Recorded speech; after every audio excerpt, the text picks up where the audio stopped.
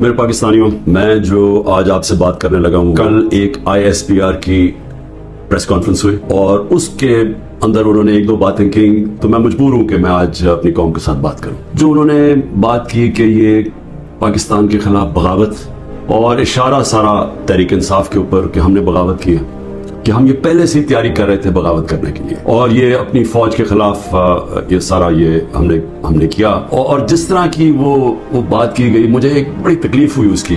تو میں نے کہا کہ میں آج اپنی قوم کے سامنے ذرا 2-3 پوائنٹ رکھوں، کیونکہ جب ایسی بات کی جاتی ہے تو اس کا جواب دینا بڑا ضروری ہے. دیکھیں، اب یہ موقف آ گیا ISPR کا اور پاکستان کی اسٹیبلشمنٹ کا کہ تحریک انصاف نے بغاوت کی. اب یہ دوسرا بھی ایک موقف ہے، یہ ہمارا بھی موقف ہے، یہ میرا موقف ہے، میری پارٹی کا موقف ہے کہ ہمارے خلاف پوری کانسپریسی کی گئی، ہماری گورنمنٹ گرائی گئی.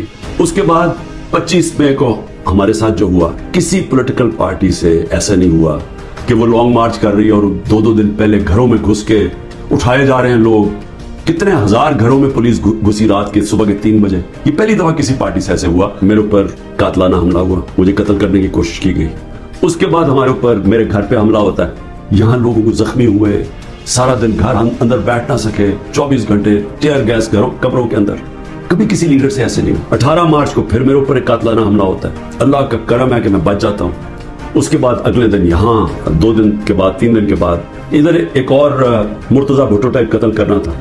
تو سازش تو کیا ہو رہی تھی؟ سازش یہ ہو رہی تھی کہ ایک پارٹی جو جیتنے جا رہی تھی الیکشن، اس کو پارٹی کو ختم کرنے کے لیے لیڈر کو ختم کرنا تھا. اور پلان تب سے بنا ہوا تھا، کیسز شروع ہو گئے تھے مہینوں کے اندر. جیسے 70 سال میں ایک آدمی کے اوپر ایک کرمنل کیس نہیں ہوتا، چند مہینے میں آج 170 سے زیادہ کیس ہو چکے ہیں. یہ ملک کی بہتری کے لیے ہو رہا ہے کہ ایک پارٹی، سب سے بڑی پارٹی کو باہر رکھنا. اس سے بڑی سازش کیا ہے؟ جمہوریت، سب سے بڑی پارٹی کو ختم کرنے کا مطلب جمہوریت ختم کرنا، اور جمہوریت ختم کرنے کا مطلب آزادی ختم کرنا ہے. تو یہ کیا ملک کے خلاف سازش نہیں ہے؟ اور پھر جو 9 مئی کو ہوا، اب ISPR صاحب کہہ رہے ہیں کہ جناب 9 مئی کو جو ہوا ہے بڑی سازش چلتی آ رہی تھی، تو وہ سازش سامنے آئی، بغاوت. مجھے یہ بتائیں کہ میں جب یہاں سے، مجھے پتا تھا پکڑنا انہوں نے مجھے 9 مئی کو، میں اس سے پہلے ویڈیو ریکارڈ کر کے گیا کہ اگر مجھے پکڑنا ہے مجھے وارنٹ دے دیں اور میں آرام سے اپنے آپ کو آپ کے حوالے کر دوں گا. کوئی ضرورت نہیں ہے کہ یہ جو میرے گھر کے باہر ہوا کہ پولیس، 1000 پولیس اور رینجرز اٹیک کر رہے ہیں. سب کے سامنے جو ہوا کہ رینجرز بھی نہیں بلکہ وہ کمانڈوز تھے، انہوں نے اٹیک کیا، شیشے توڑے. عملہ جو بیٹھا ہوا تھا رجسٹری آفس کا اسلام آباد کو، اس کو مارا، وکیلوں کو مارا. مجھے لگا ڈنڈا، مجھے اس طرح لے کے گئے جس طرح کوئی دہشت گرد ہے. غیر قانونی طور پہ مجھے پکڑا. کیا یہ بھی سازش کا حصہ تھا؟ کیونکہ اس کی وجہ سے اشتعال آنا تھا لوگوں کو.